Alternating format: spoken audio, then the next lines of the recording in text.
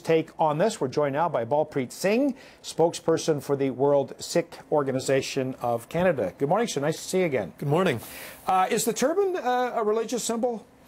They think it is. I wear it. Is it a cultural symbol? I wear it as an article of faith, and I wear it as an article of clothing. I mean, it covers my uncut hair. But I find this entire episode rather bizarre.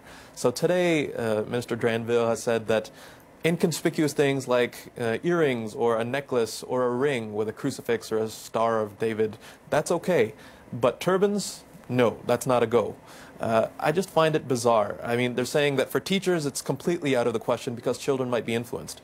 I mean, how many kids have gone home with Sikh teachers in the rest of the country saying, "Mom, my teacher wears a turban, I want to become a Sikh, or I want to wear a turban"? I mean, it's inconceivable. You're suggesting it doesn't happen. It doesn't happen at all. It's completely ridiculous. Here's an interesting argument. He says that we must respect the separation of church and state, and I think most people think that's probably a good idea.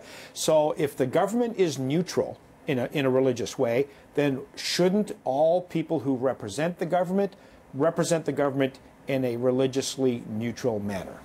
I think all of us can agree that the state needs to be secular. Secularism is absolutely the foundation of how we function here in Canada. But that doesn't mean that we can't practice our faith in the public sphere. When I offer services as a lawyer, or someone offers services as a police officer or a judge, they shouldn't be favoring a faith.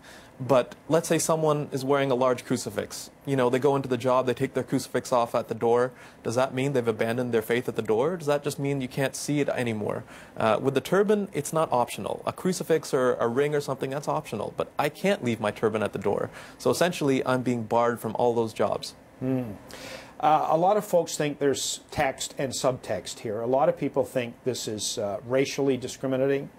They think it's discriminating against religions other than Christianity because you can just tuck your crucifix underneath your shirt or what have you.